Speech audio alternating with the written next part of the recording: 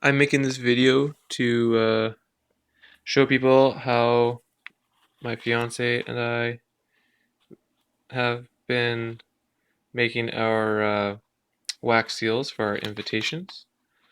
Um, Basically, for our wedding, we wanted to do something special to make the invite stand out a little bit. And one thing we both really liked are wax seals. We've never gotten a letter with a wax seal on it, so we thought it'd be kind of cool to use that for our wedding. Um, So this video will hopefully give you a good idea of the process that I've been figured out to do it efficiently.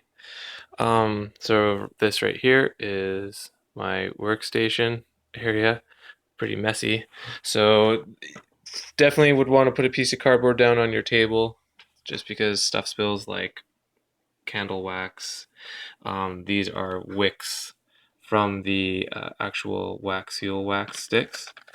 So the sticks, when you buy them, kind of come looking like this. I'm sure if you've looked on YouTube for this kind of stuff, you've seen videos of people using these, and you light the end and you drip the wax onto the letter. Works great until you're doing like 150 invitations or anything over like one. One letter, kind of, it's a pain in the butt. So these wax sticks we got from Michael's, which is a craft store here in Canada. You could probably get this stuff online. The actual brand says I don't even know. Gardner. Gardner. Pretty inexpensive. The back basically says that each stick should yield 10 to 15 seals. That's pretty accurate the way that I've been doing it. Doing it like the drip way and lighting, I'm sure probably works pretty good too until you get to the very end and you can't really use the end. So what I did was I made this little pot thingamajig. It's just a tin can which I cut in half. I made the little spout and a little handle with what do you call it? Like a tissue or whichever in there, just to keep it from burning you. And I took these wax sticks and I cut them in half and I put them in there like that. So you can see these ones are actually in the process of melting. So I just drop them in there with the wicks and everything. And this one's pretty melted. I wonder if I can get the wick out to show you. There we go. So the wick just kind of comes out. And like so. So there'll be 2 wicks in there. And this one's almost ready to come out. Maybe it needs to melt a little bit more. So let that melt just a little bit. Anyways, so what I did was for the bottom piece, I used a tin can. I cut a hole in the top, which you can see there, and there's a candle down inside. The candle I have in there right now is a really powerful candle. Like it's burns really hot, so it just helps with speeding up the melting process.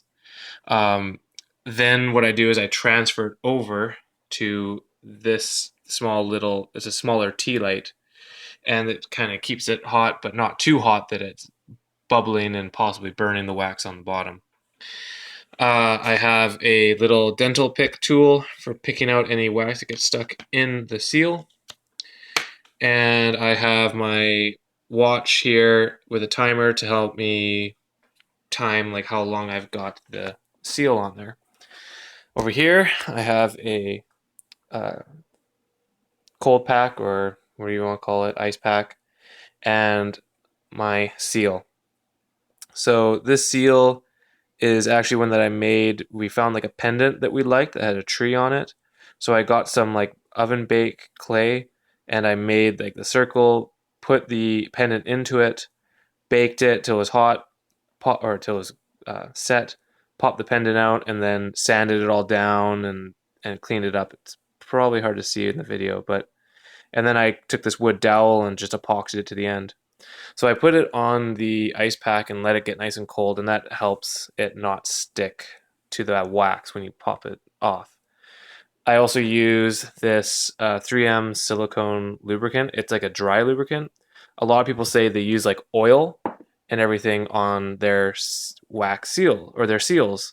And the oil does work. I tried using oil, but I found that if you used a little too much oil, when you use it on the envelope, the oil kind of spills off to the side, and then you get this like oily circle around the side of the envelope.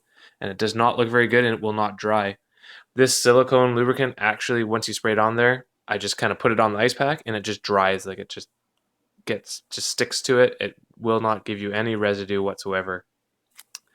So I spray that maybe once every 10 letters, and then just keep it on the ice pack. As soon as only take it off the ice pack to put it on the seal. Once you're done, put it right back on the ice pack, because as long as it's nice and cold, it'll really make it easier for it to peel the seal off the wax. And other things just like paper towel and such. Okay, so actually you can see how that's boiling?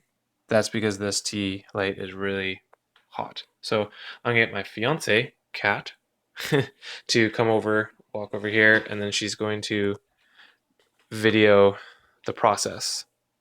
Make sure you get close when I do it. So right now, I'm going to get that one last wax seal out, like so. Put that there, and then very carefully and quickly, because it's hot, transfer that to there.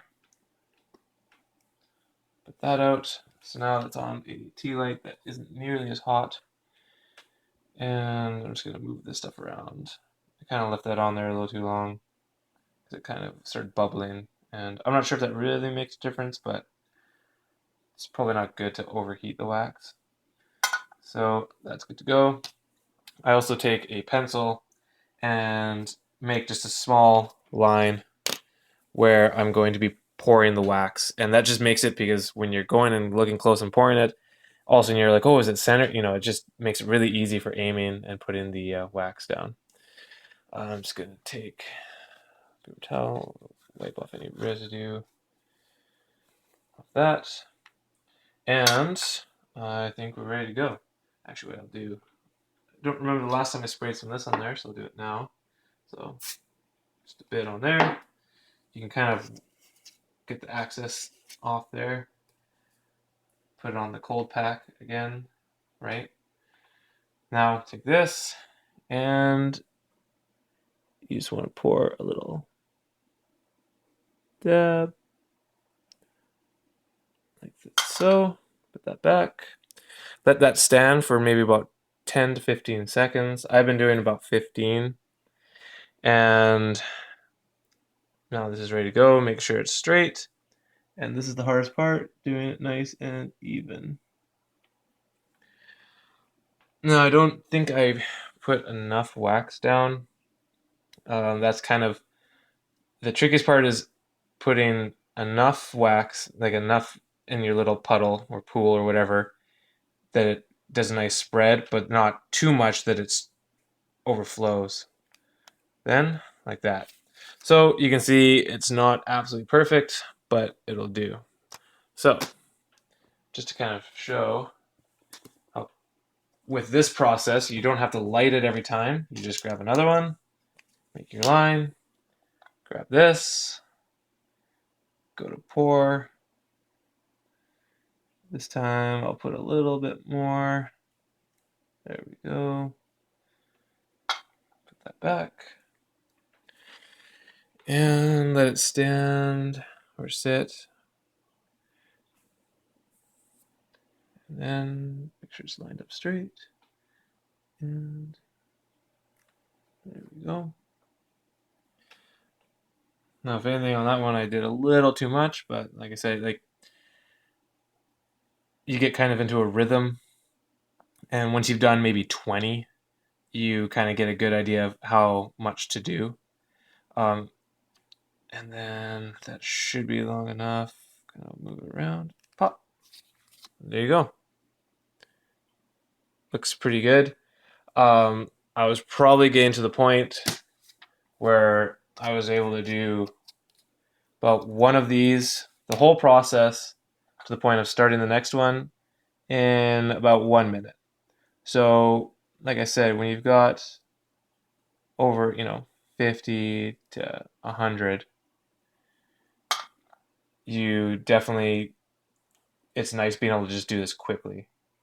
You don't want to like rush and screw it up and make it not look great, but like I said, when you've got so many to do, there we go. It's really nice being able to do them quickly and efficiently, and so you're not spending an entire day just continuously lighting one of these. So if you can use, I've already done 3, and there you go. I've already done 3. If you're doing this with this, lighting it, doing it that way, you'd probably only have done 1 by now. And it's really messy as well. And the other thing is the wicks also burn kind of in a way that's really smoky, so it's not very pleasant. I just do that just to keep this from running. Oh, make sure that's a nice pack. Click down. And there. That one is perfect. That's the perfect amount. This one, I did it pretty quickly. It looks great, but it's really thick. And a lot of mailing, in Canada at least, they check how the thickness of your letter. So if it's too thick, they'll charge you more. So you don't want to do it too thick. So the thickness of that one is quite a bit less. So that one's perfect. Looks good. The spread's good. Everything. So like I said, this way is definitely efficient.